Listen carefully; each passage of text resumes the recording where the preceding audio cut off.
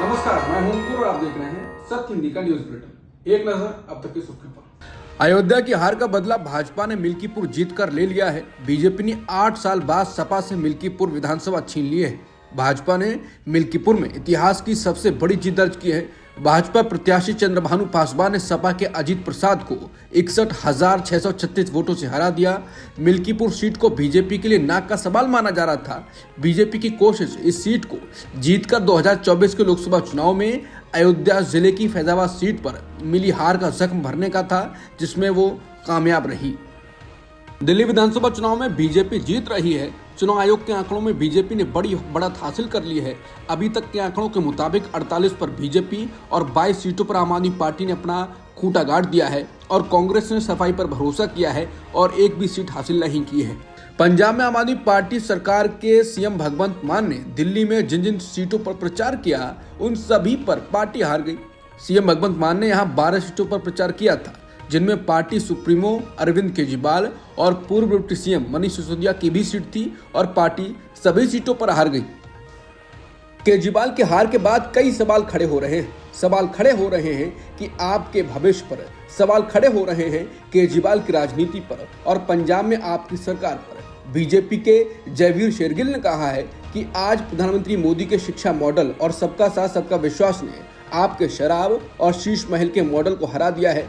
भगवंत मान बहुत चिंतित होंगे क्योंकि अरविंद केजरीवाल, जिनके पास अब कोई काम नहीं बचा है, भगवंत मान को अपनी सीट खाली करने के लिए मजबूर करेंगे। इंडिया गठबंधन में शामिल और जम्मू कश्मीर के मुख्यमंत्री उमर अब्दुल्ला ने दिल्ली के नतीजों पर कांग्रेस और आम आदमी पार्टी पर तंज कसा। उन्होंने ट्वीट कर कहा कि और लड़ो, आपस में जी भरकर लड़ो, एक दूसरे को समाप्त कर दो। बता दें, कांग्रेस और आम आदमी पार्टी दिल्ली चुनाव में अलग अलग लड़े थे और दोनों दलों ने एक दूसरे पर खुलकर निशाना साधा था। बता दें, आप और कांग्रेस दोनों ही दल इंडिया गठबंधन का हिस्सा हैं और लोकसभा चुनाव में साथ लड़े थे, लेकिन आम आदमी पार्टी हरियाणा में कांग्रेस के साथ नहीं लड़ी थी। आपने हर उस जगह चुनाव लड़ने की कोशिश की है जहां बीजेपी और कांग्रेस के बीच सीधा मुकाबला होता है। गुजरात में भी आपने खुद को आजमाया, गोवा में भी, और बाकी जगहों पर भी केजरीवाल कांग्रेस के सामने खड़े होते रहे हैं।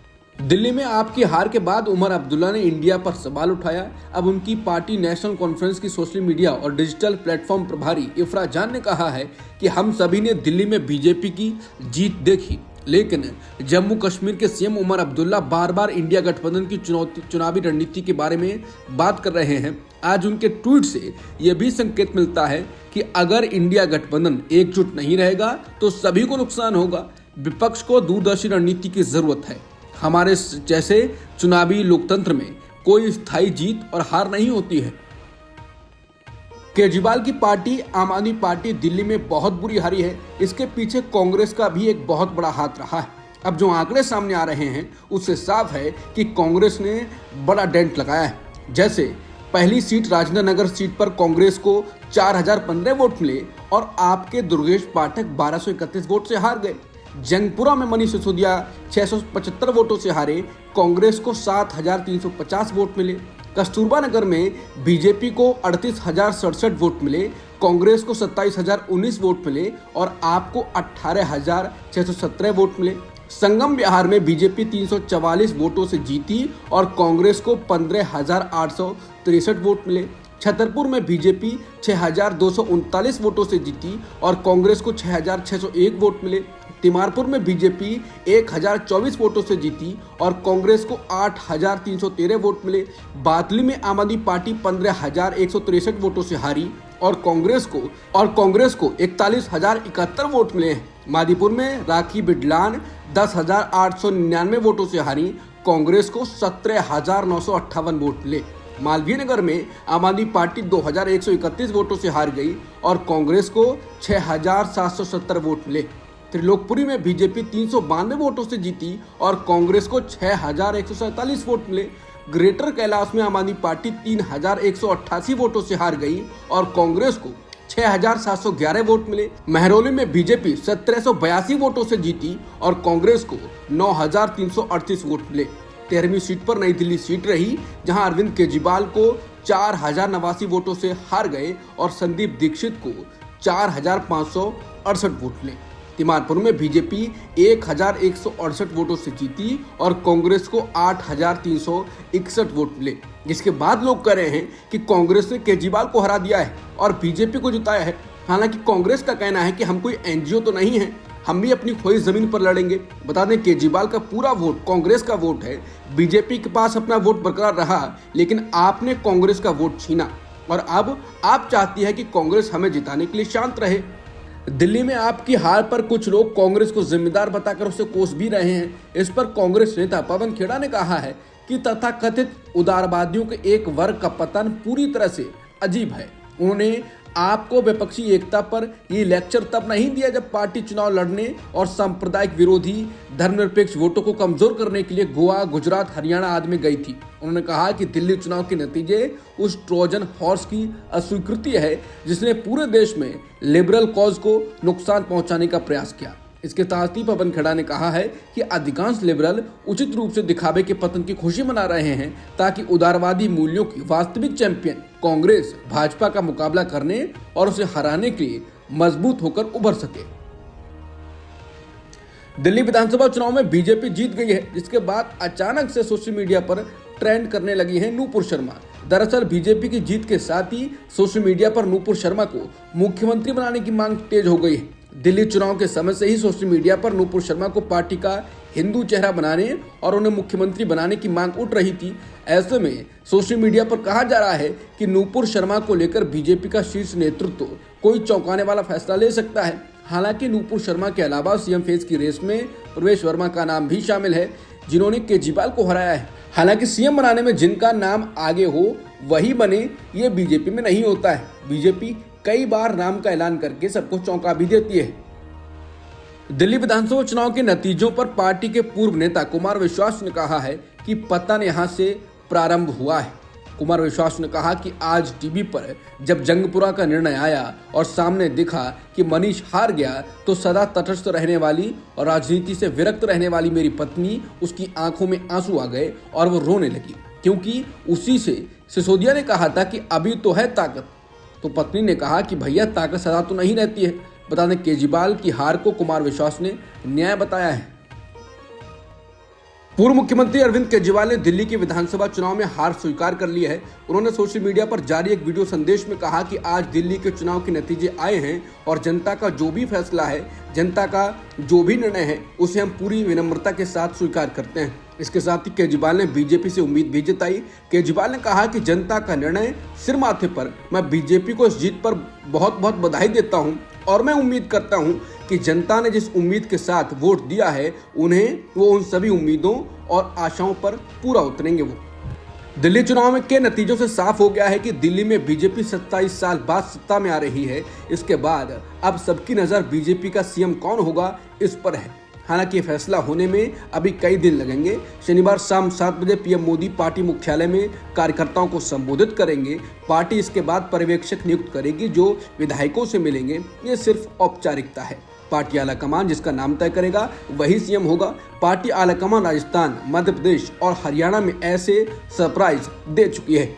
चंद नाम जो सामने आ रहे हैं उनमें प्रवेश वर्मा, सांसद बांसुरी स्वराज और रमेश बिधूड़ी के नाम हैं। बता दें प्रवेश वर्मा ने केजरीवाल को उनकी सीट पर ही हरा दिया है। बीजेपी के प्रवेश वर्मा ने कहा है कि हमारी पार्टी में विधायक दल सीएम का चेहरा तय करता है और फिर पार्टी नेतृत्व उसे मंजूरी देता है, इसलिए पार्टी का फैसला सभी को स्वीकार्य होगा। उन्होंने कहा कि मैं नई दिल्ली के मतदाताओं, लाखों मेहनती कार्यकर्ताओं और पीएम मोदी का शुक्रिया अदा करता हूँ। यह वाकई उनकी जीत है। लोगों ने उन पर भरोसा जताया है। हमारी प्राथमिकता महिलाओं को 2500 रुपए देना, भ्रष्टाचार की जांच के लिए SIT बनाना, यमुना रिवर फ्रंट, प्रदूषण कम करना, ट्रैफिक जाम कम करना होगा। हम ऐसी राजधानी बनाएंगे जिस पर सभी को गर्व होगा। दिल्ली विधानसभा चुनाव के रुझानों और नतीजों में बीजेपी को बढ़त मिलने के बाद पीएम मोदी ने इसे विकास और सुशासन की जीत बताया। पीएम मोदी ने सोशल मीडिया प्लेटफॉर्म X पर पोस्ट किया और लिखा कि विकास जीता, सुशासन जीता। दिल्ली के अपने सभी भाई बहनों को बीजेपी को ऐतिहासिक जीत दिलाने के लिए मेरा वंदन और अभिनंदन। आपने जो भरपूर आशीर्वाद और स्नेह दिया है उसके लिए आप सभी का हृदय से बहुत बहुत आभार। पीएम मोदी ने लिखा कि दिल्ली के चौतरफा विकास और यहाँ के लोगों का जीवन उत्तम बनाने के लिए हम कोई कसर नहीं छोड़ेंगे, ये हमारी गारंटी है। इसके साथ ही हम ये भी सुनिश्चित करेंगे कि विकसित भारत के निर्माण में दिल्ली की अहम भूमिका हो। दिल्ली के विधानसभा चुनाव में बीजेपी की बढ़त पर केंद्रीय गृह मंत्री अमित शाह ने कहा कि दिल्ली के लोगों ने बता दिया है कि जनता को बार बार झूठे वादों से गुमराह नहीं किया जा सकता है। अमित शाह ने कहा है कि जनता ने अपने वोट से गंदी यमुना, पीने का गंदा पानी, टूटी सड़कें, ओवरफ्लो होते सीवरों और हर गली में खुले शराब के ठेकों का जवाब दिया है। अमित शाह ने कहा कि दिल्ली की जनता ने झूठ, धोखे और भ्रष्टाचार के शीश महल को नेस्तनाबूद कर दिल्ली को आपदा मुक्त करने का काम किया है। दिल्ली ने वादा खिलाफी करने वालों को ऐसा सबक सिखाया है जो देश भर में जनता के साथ झूठे वादे करने वालों के लिए मिसाल बनेगा। ये दिल्ली में विकास और विश्वास के एक नए युग का आरंभ है। आम आदमी पार्टी का टॉप ऑर्डर दिल्ली की परीक्षा में फेल हो गया, हार गया है। अरविंद केजरीवाल हार गए, मनीष सिसोदिया हार गए, सत्येंद्र जैन हार गए, सौरभ भारद्वाज हार गए, दुर्गेश पाठक हार गए, सोमनाथ भारती हार गए। केवल सीएम रही आतिशी ने ही आम आदमी पार्टी की लाज बचाई। उन्होंने 2700 वोटों से ही चुनाव जीता। वहीं दिल्ली की पटपड़गंज सीट से आम आदमी पार्टी के उम्मीदवार अवध ओझा भी हार गए। अवध ओझा ने कहा कि जनता ने सम्मान दिया और मैं दूसरे स्थान पर हूँ। पहली बार राजनीतिक पारी शुरू की और मैं इस उपलब्धि से खुश हूँ। बीजेपी के रविंद्र सिंह नेगी ने इस सीट पर जीत हासिल की है। दिल्ली विधानसभा चुनाव में दिल्ली सरकार के 4 में से 3 मंत्री जीत दर्ज करने में कामयाब रहे। चुनाव आयोग की वेबसाइट के मुताबिक दिल्ली के पर्यावरण मंत्री गोपाल राय ने दिल्ली विधानसभा चुनाव में बाबरपुर विधानसभा सीट से जीत दर्ज की है। गोपाल राय ने बीजेपी उम्मीदवार अनिल कुमार को 18,000 वोट से मात दी। वहीं दिल्ली सरकार में स्वास्थ्य मंत्री रहे सौरभ भारद्वाज को ग्रेटर कैलाश विधानसभा सीट से हार का सामना करना पड़ा है। दिल्ली सरकार में फूड एंड सप्लाई मंत्री इमरान हुसैन को बल्लीमारान विधानसभा सीट से जीत मिली है। इमरान हुसैन ने बीजेपी उम्मीदवार कमल बागरी को 29,823 वोट से हराया। दिल्ली सरकार में मंत्री रहे मुकेश अहलाबाद को सुल्तानपुर माजरा विधानसभा सीट से जीत मिली है। कांग्रेस नेता संदीप दीक्षित बुरी तरह से हार गए हैं। कांग्रेस दिल्ली में पहले की तरह कॉन्सिस्टेंस रही है, यानी अपना सफाया ही कराया। अब इस हार की संदीप दीक्षित ने जिम्मेदारी ली। उन्होंने कहा कि कांग्रेस के शीर्ष नेतृत्व ने जो विश्वास मुझे दिखाया है और जताया है, मौका दिया है इस चुनाव में, मैं उनके प्रति आभार प्रकट करता हूँ। नई दिल्ली सीट से इस शर्मनाक हार के लिए मैं और केवल मैं व्यक्तिगत रूप से जिम्मेदार हूँ। दिल्ली का वोटर बदलाव चाहता था और मैं इस भावना में लोगों में खरा नहीं उतरा। कांग्रेस नेता जयराम रमेश ने कहा है कि 2025 के दिल्ली विधानसभा चुनाव के नतीजे अरविंद केजरीवाल और आम आदमी पार्टी पर जनमत संग्रह से ज्यादा कुछ नहीं है। जब 2015 और 2020 में प्रधानमंत्री की लोकप्रियता के चरम पर थी, तब भी आपने दिल्ली में निर्णायक जीत हासिल की थी। दिल्ली के चुनाव नतीजे प्रधानमंत्री की नीतियों पर मोहर नहीं है, बल्कि यह जनादेश अरविंद केजरीवाल के छल, कपट और उपलब्धियों के अतिशोक्तिपूर्ण दावों की राजनीति को खारिज करता है। कांग्रेस पार्टी ने अरविंद केजरीवाल के शासन में हुए विभिन्न घोटालों को उजागर करने में बड़ी भूमिका निभाई। दिल्ली के वोटर्स ने आम आदमी पार्टी के 12 वर्षों के कुशासन पर अपना फैसला सुनाया है। कांग्रेस को इस चुनाव में बेहतर प्रदर्शन करने की उम्मीद थी। हालांकि पार्टी ने अपने वोट शेयर में वृद्धि की है। कांग्रेस का चुनाव अभियान शानदार था। पार्टी विधानसभा में भले ही जीत दर्ज नहीं कर पाई, लेकिन दिल्ली में उसकी मजबूत स्थिति बनी हुई है। उसे लाखों कांग्रेस कार्यकर्ताओं के निरंतर प्रयासों से और मजबूत किया जाएगा। 2030 में दिल्ली में फिर से कांग्रेस सरकार बनाएगी। दिल्ली के नतीजों पर प्रियंका गांधी ने कहा है कि मुझे लगता है कि दिल्ली में हमारी सभी बैठकों और जिन लोगों से मैं मिल रही थी, उन सब से ये बहुत स्पष्ट था कि लोग बदलाव चाहते थे और वो उन चीज़ों से तंग आ चुके थे। उन्होंने बदलाव के लिए वोट दिया है। जो जीते उन्हें बधाई। हमें और अधिक मेहनत करनी होगी। हम लोगों के मुद्दे उठाते रहेंगे। अब तक के सुर्खियों में इतना ही।